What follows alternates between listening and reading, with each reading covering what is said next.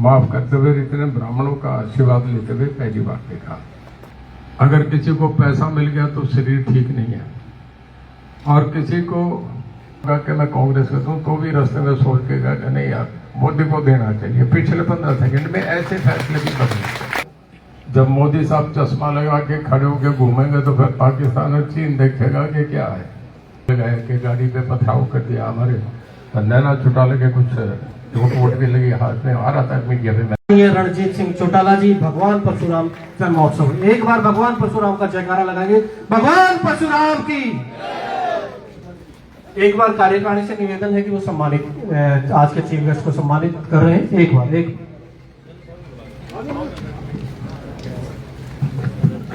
जब तक सम्मानित हो रहे हैं भगवान परशुराम का जयकारा लगाएंगे। भगवान परशुराम की।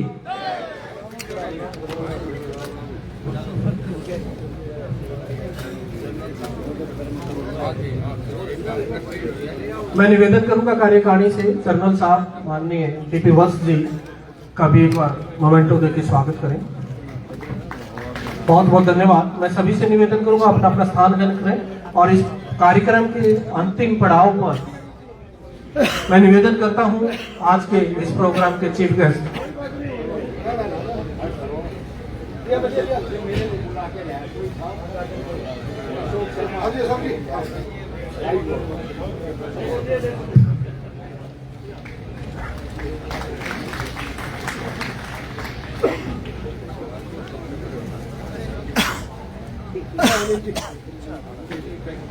अनिल जी का मोमेंटो देके स्वागत करते कार्यकारिणी। बहुत जोरदार तालियों से स्वागत। आप सभी से निवेदन है कि प्रसाद बना हुआ है, आज जन्मोत्सव भगवान परशुराम जी का है, सभी प्रसाद लेके जाएंगे। और मैं निवेदन करता हूं आज के चीफ गेस्ट रणजीत सिंह चौटाला जी।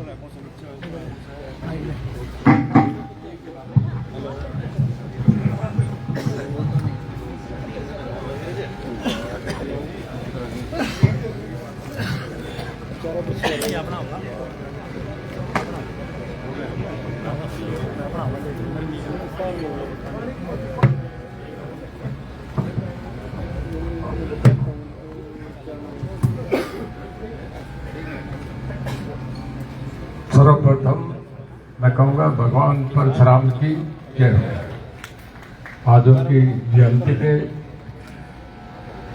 यहाँ के आज मंच पे उपस्थित हमारे सबसे आदरणीय हाईली डेकोरेटेड गैलेंटेड और Padma Bhushan awarded general DP वत्स आज इस ब्राह्मण सभा की सदारत करते हुए मुझे बहुत खुशी हो रही है कि बहुत मंच देखिए कि एक जनरल बैठे हैं, ये सबसे ज़्यादा अच्छा अनुभव है। हमारे ब्राह्मण समाज के पूरे हरियाणा प्रदेश के अध्यक्ष अशोक शर्मा जी, श्री राम कुमार जी भारद्वाज प्रधान साहब, श्री देशबंधु कौशिक जी, ब्राह्मण सभा के सचिव मास्टर मेहताब जी, प्रोफेसर सुनील शर्मा जी, श्री कुलभूषण शर्मा जी, विपर फाउंडेशन प्रधान श्री जगदीश शास्त्री जी, श्री पिंकी शर्मा पार्षद जी, श्री MP शर्मा जी, श्री संजीव शर्मा जी और श्री अनिल शर्मा जी जो अभी भी दिन में भी साथ मेरे साथ थे। और सभी सार जिले से आए हुए सबसे आदरणीय, सबसे सम्मानित, सबको आशीर्वाद देने वाले पूरे ब्राह्मण समाज के लोग, बहुत अच्छा लग रहा है। जीवन में ब्राह्मणों से बहुत आशीर्वाद लिए। नवरात्रों के लिए फिर 5-7 ब्राह्मणों चलिए, आज हजारों ब्राह्मण की और जनरल साहब की सदारत में आशीर्वाद मिल रहा है। इससे बड़ा रोमांच और इससे ज्यादा जीवंत प्रदर्शन नहीं हो सकता। आज आपके बीच हाजिर हुआ हूं। बहुत बार MP रह लिया, MLA भी रह लिया, छठी कैबिनेट में हूं। कुछ ज्यादा भूख नहीं थी। हमारा परिवार 90 इलेक्शन लड़ लिया। इंडिपेंडेंट होके भी हम 4 एक विधानसभा में एक घर के चौधरीलाल की केवल उन्हीं की फैमिली के 4 मेंबर हैं, जो पूरे हिंदुस्तान में किसी सदन में भी नहीं है। ये भी सब देखा, पर एक भूल चूक से हुई क्षमा को माफ करते हुए इतने ब्राह्मणों का आशीर्वाद लेते हुए पहली बार देखा। भूल बहुत होती है, गलतियां भी होती है, आदमी लिखने में भी करता है, सब कुछ आदमी चल चल के सीखता है। कभी कोई बात, कभी संपूर्ण तो कोई आदमी होता ही नहीं। वो थी या मीडिया से प्लेट थी, नहीं थी, मैं उस पर नहीं जाना। वो एक अध्याय समाप्त हो गया। घड़ी 9, 10, 11, 12 बजाती है। 12 के बाद फिर वो 11 पे नहीं जाती, वो आगे ही चलती है। तो 12 बज के उस पर पिछले पे काटा मारो। मैंने भी मारा, मैं आपसे भी कहूंगा कि आप भी काटा मार के आए। देखिए, आज आपके बीच हुआ, इतने सब ब्राह्मण समाज के सबसे अग्रणी, सबसे बढ़िया लोग बैठे हैं। मैं एक छोटा सा प्रसंग कहूंगा कि एक बार किसी आदमी ने अपने इष्ट की पूजा करी और इतना रंग के रम में बन के उसने उसकी दिल से पूजा करी कि वो जो शक्ति थी उसके सामने खड़ी हो गई आके, इष्ट जो था, और कहने लगा मांग। वो कहने लगा कि मैं सब कुछ बुढ़ापे में वो सब देख लिया, बच्चे जवान कुछ चाहिए नहीं, अब तो उम्र के बुढ़ापे में भगवान को याद करो, कुछ नहीं चाहिए। बोला नहीं मांग। कहने लगा जी नहीं, मुझे कुछ चाहिए नहीं। कहता है तुझे नहीं चाहिए, पर मैं जहाँ बैठा हूँ, इष्ट कहने लगा कि मेरा सिंहासन हिल गया। कहता नहीं, इतनी पूजा करी है तो तुझे मांगना पड़ेगा, अगर मुझे वहां से निर्वृत्त करना चाहता है तो मांग। तो कहने लगा जी फिर क्या देंगे? बोले कुछ भी मांग। बोले जी मुझे जरा जवानी दे दो। इष्ट उसे जवानी दे के चला गया। फिर उसने जब जवान हो गया तो जो माला वो 2 मिनट में चलाता था वो 1.25 मिनट में चलने लगी। पूजा और तेज होगी तो इष्ट को थोड़े समय में फिराना पड़ा।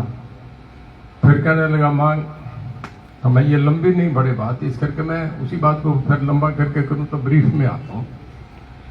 तो कहने लगा कि फिर वो खूबसूरत नहीं था, कहता मुझे खूबसूरती भी दे दो।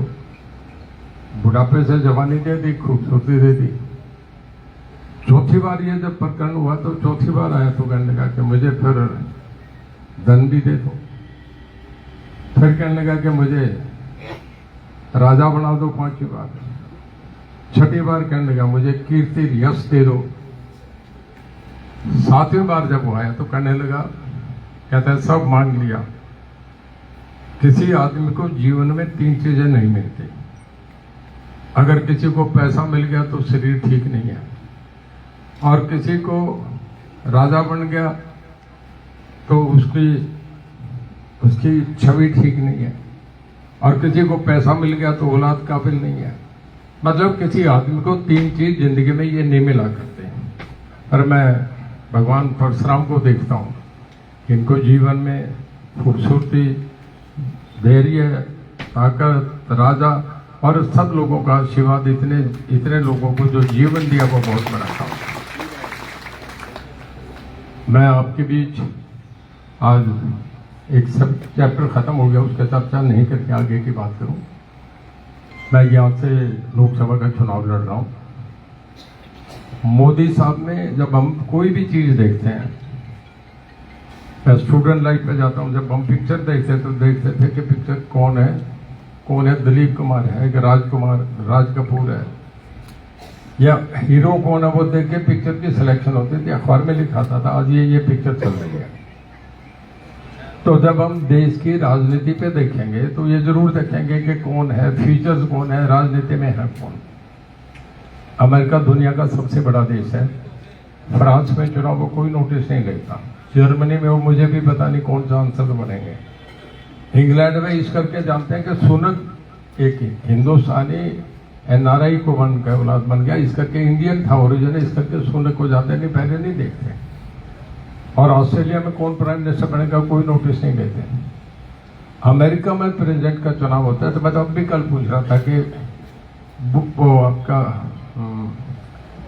एक तो बाइडन है, ट्रम्प, मन से वोट है, मेरी बने को ना बने मेरा वोट नहीं। पर मेरा यह था कि जो अमेरिका को रशिया से जो यूक्रेन में मार पड़ी है कि एक बार बाइडन पीछे हट के ट्रम्प आना चाहिए, मन की फीलिंग है। तो मैं कहने लगा ट्रम्प क्वालिफाई कर गया। विद इन पार्टी रिपब्लिकन और डेमोक्रेट्स में एक रेस होती है, तो कहने लगे क्वालिफाई करके। अमेरिका दुनिया की बड़ी इकोनॉमी है, दुनिया की सबसे पावरफुल, वो जिसे कहें जिसकी आर्मी सैन्य शक्ति से भी दुनिया में सबसे बड़ा है। तो हर आदमी का इंटरेस्ट है कि अमेरिका में क्या होगा। और मैं तो रात को जब फाइनल रिजल्ट आते हैं तो अमेरिका और हमारा टाइम का फर्क है, रिजल्ट रात के 2, 2:30, 3 बजे डिक्लेयर होते हैं, तब तक जागता रहता हूँ, इंटरेस्ट है। हिंदुस्तान का जो चुनाव है, किसी प्रजातंत्र में 145 करोड़ की आबादी में इससे बड़ा प्रजातंत्र दुनिया में कहीं नहीं है। पाकिस्तान हमारे बराबर देश है, चुनाव हुए, इमरान की पार्टी जीत रही है, पर सैन्य शक्ति बाहर बैठ के समझौता हो रहा है। नवाज शरीफ और भुट्टो के परिवार में एक को प्रेसिडेंट बना दो, एक को प्रधानमंत्री बना दो, उसे अंदर रहने दो, सैन्य शक्ति उनके साथ खड़ी है। चुनाव नहीं है। हमारे चुनाव पे बहुत निगाह लगी है।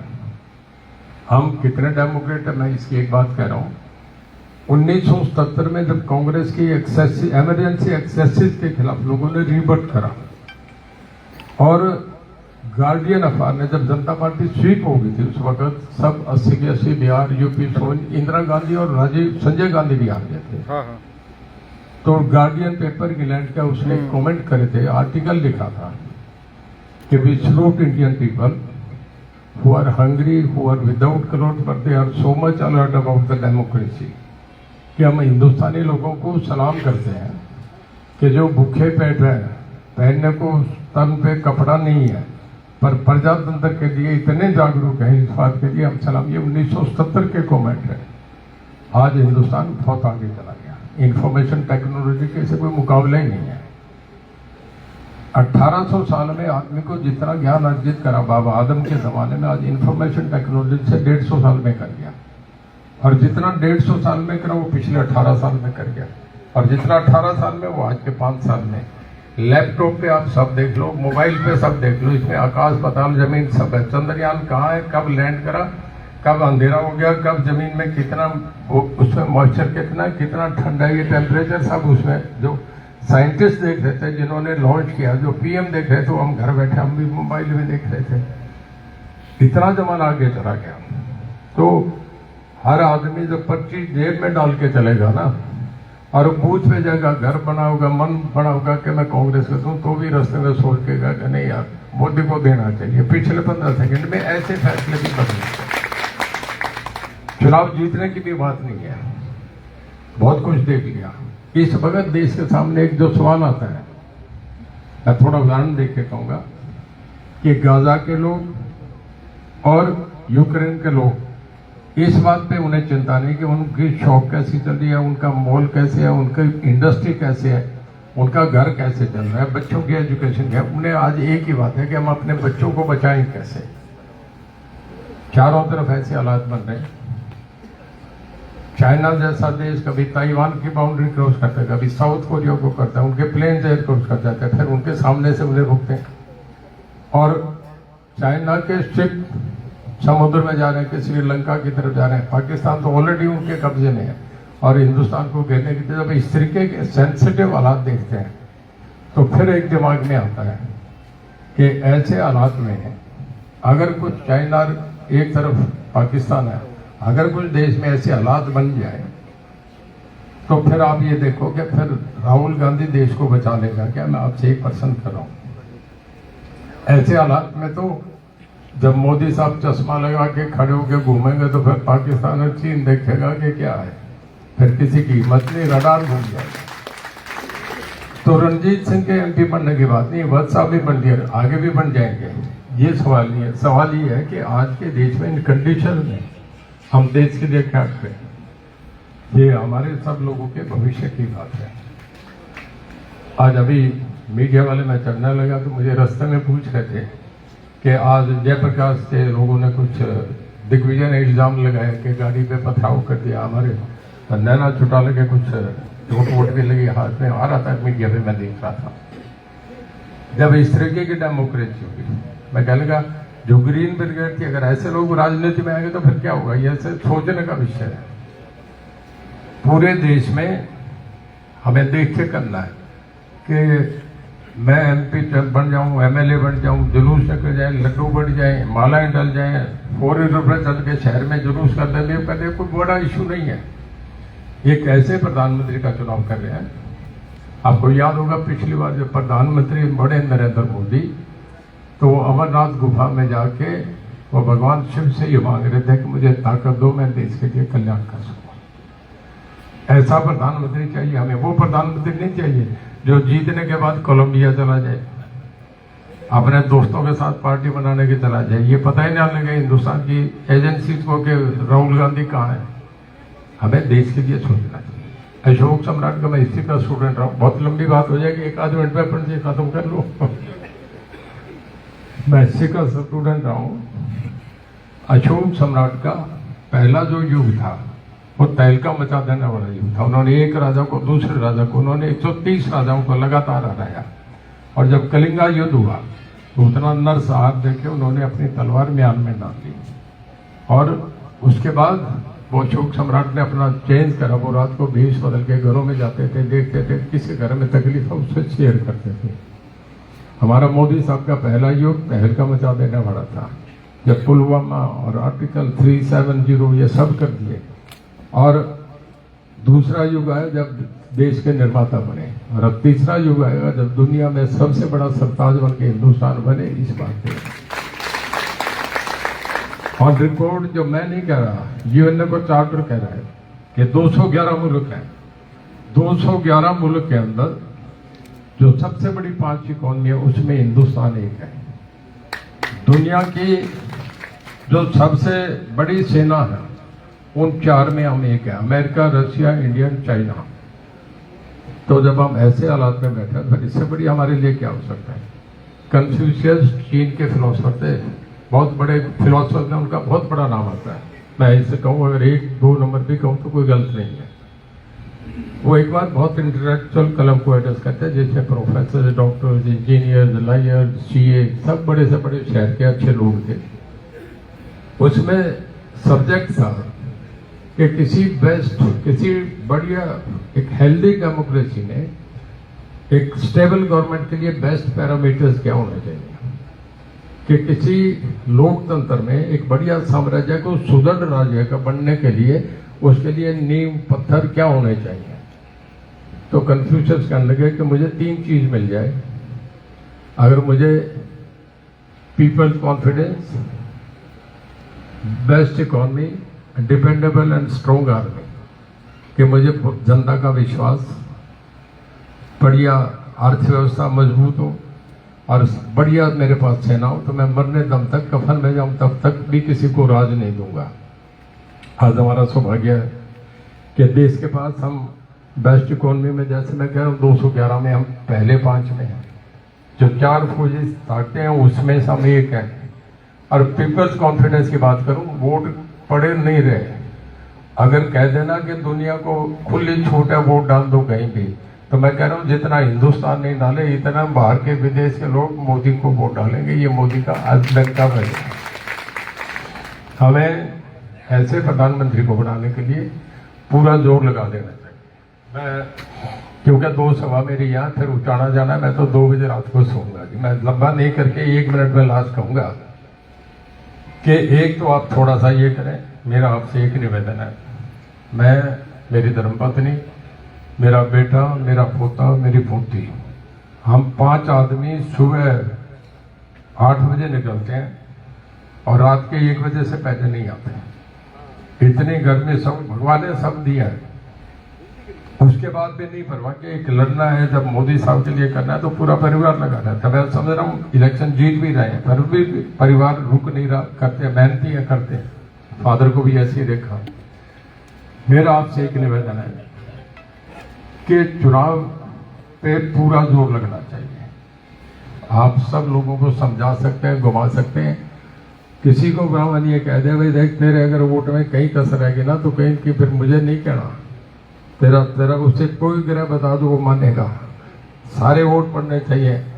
जिस घर के सारे वोट पड़ देंगे उसके सब छोरे ब्याहे जाएंगे। ये भी कह दो तुम मानेंगे, हम तो ऐसे बावड़े आदमी हैं। आजकल रिश्ते नहीं होते, ठीक कह रहा हूँ। और ब्राह्मण दादा जो कहते मान लेंगे कि ठीक है। हर एक को थोड़ा सा समझाओ कि भाई एक एक घर के जितने थारे वोट है। ब्राह्मण पहली बार कह रहा है कि फिर नवरात्रों पे फिर आऊंगा, पहली बार दिवाली पे पूजा फिर करवाऊंगा।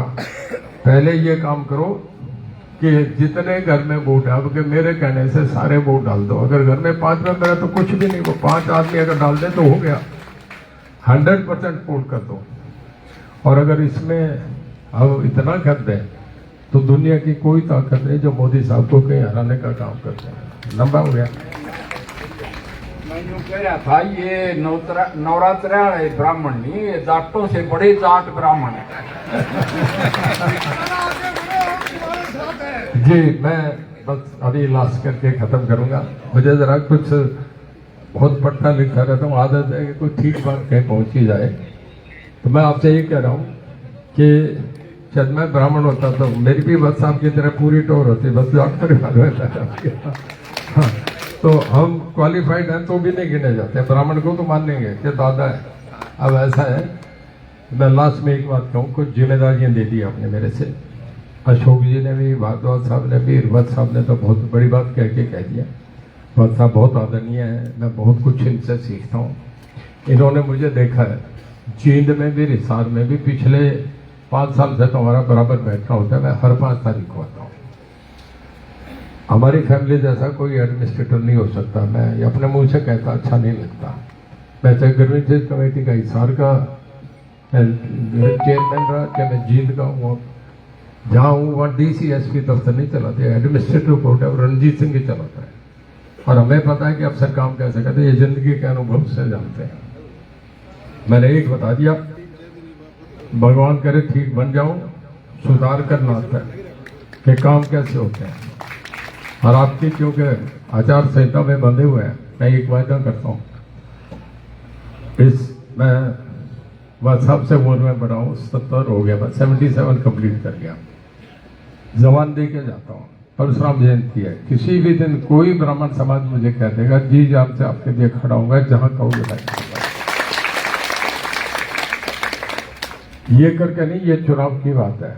बिना चुनाव के 5 साल बीत जाने के बाद मैं चुनाव नहीं भी लड़ूं तो ये तुमसे जबान दे के जा रहा हूँ। इतने बड़े समाज में जबान दे रहा हूँ जिसने सदा से फुर्सों से हर घर का अच्छे से अच्छा नेक काम करा, उसके लिए कभी जबान गलत नहीं हो सकती। कभी भी कोई काम के लिए कह देना छोटी मोटी बात आज कुछ भी नहीं है। मैं चाहे प्रधानमंत्री में जाना पड़े, चाहे मुख्यमंत्री में जाना पड़े, रणजीत सिंह आपके साथ है, लिख लेना, गारंटी लेना। बस एक ही है, आज एक मन बना के जाए कि जी जान से हमने मोदी साहब के लिए अपना पूरा जीवन है वो लगा देना है। इससे बढ़िया देश का भविष्य, इससे बढ़िया देश का प्रधानमंत्री नहीं हो सकता। और मैं आपसे एक फिर निवेदन करके जा रहा हूँ, 4 को रिजल्ट आ जाएंगे। तय तो सबसे ज्यादा बड़े उत्सव है हमारे सामान्य आदरणीय है। एक तय कर लो, एक बढ़िया भोजन होगा मेरी तरफ से, वो वत्स साहब की तरफ से, ये हम दोनों फैसला करेंगे और उसमें सारा समाज फिर हो, और फिर हम खुल के बोलेंगे, उधर आपसे बात करेंगे। इसी ब्राह्मण प्रांगण जो ब्राह्मण सभा है, आपका जो धर्मशाला है, इसी में ही 1/4 के बाद तारीख वक्त साहब तनवे करेंगे। अशोक जी को भी भेज देंगे, मेरे को भी बता देंगे। ये मोदी जी की गारंटी है। और मोदी जी की गारंटी में जो कमल का फूल हिसार का वो मेरे हाथ में है। आप चिंता नहीं करो, कह दिया जो किसी ने कह दिया नहीं कहा वो भी मैं दे रहा हूँ। कुछ चीजें कहीं नहीं जाती, मन में रखी जाती। आप देखना मैं जबान का आदमी हूँ। रणजीत से जा कहते कभी जीवन में पीछे नहीं हटा, मैं उस बात पे बहुत खरा रहता हूँ। 77 यानी सन 77 में पहली दफा मेरे पास आके रुके थे, जब मैं फौज में था, कप्तान था उस टाइम। तो मैं जमानत और गारंटी दे सकता हूँ कि रणजीत महाराज न्यारान नहीं जा सकता। मैं बहुत बहुत इनका धन्यवाद करता हूँ। इन्होंने जो मुझे कहा, मेरी जात से भी ऊपर मुझे बना दिया, मुझे जो सम्मान दिया, जो इज्जत दी, मेरे पे भरोसा और विश्वास जताया, उसके लिए मैं तहे दिल से इनका शुक्रगुजार हूँ। और इन्हें भी ये भरोसा विश्वास देता हूँ कि जो इन्होंने कह दिया उस जबान पे रणजीत सिंह के साथ खड़ा, जो कहेंगे मैं वक्त सबका हुक्म, एक एक शब्द की पालना होगी। आपका बहुत धन्यवाद। जय हिंद, जय भारत। आप एक नारा लगा दूं बढ़िया, जरा मेरा भी, मैंने आपका भी है। भारत माता की, भारतीय जनता पार्टी, श्री नरेंद्र मोदी और ये पूरा ब्राह्मण समाज, जय हो, जय भगवान। रणजीत चौटाला जी का बहुत बहुत धन्यवाद। सभी उपस्थित बंधुओं से प्रार्थना है